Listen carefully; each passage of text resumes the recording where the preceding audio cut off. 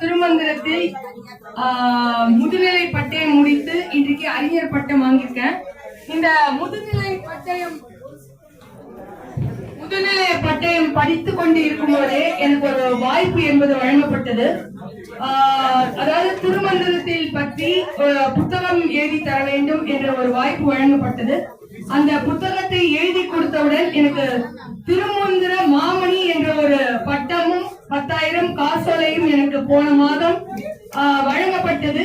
இதுக்கு எல்லாத்துக்கும் காரணம் மகாலட்சுமி அம்மா தான் முக்கியமா நான் சொல்லணும். எனக்கு திருமந்திரம் அப்படின்றத பத்தி எதுவுமே தெரியாத இருந்தது. ஆனால் மகாலட்சுமி அம்மா தான் திருமந்திரத்தில் கடைசி நேரத்தில் நான் வந்தபோது எனக்கு ஒரு படிப்பதற்கு ஒரு வாய்ப்பு கொடுத்து இன்றைக்கு அறிஞர் பட்டமும் வாங்கி கொடுத்திருக்காங்க. அது மட்டும் இல்லாம இந்த இடத்துல நான் வெங்கடேசன் ஐயாவை பற்றி நான் சொல்லணும்.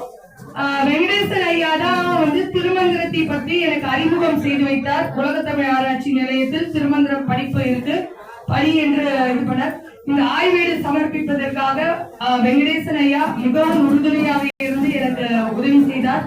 அவருக்கும் நான் நன்றி சொல்ல இந்த இடத்தில் கடமைப்பட்டுகிறேன். இந்த அறிஞர் பட்டம் நான் பெற்றதற்கு இந்த அறிஞர் பட்டத்தை நான் மகாலட்சுமி அம்மா அவர்களுக்கும் வெங்கடேசன் ஐயா அவர்களுக்கும் நான் இந்த இடத்தில் சமர்ப்பிக்கிறேன்.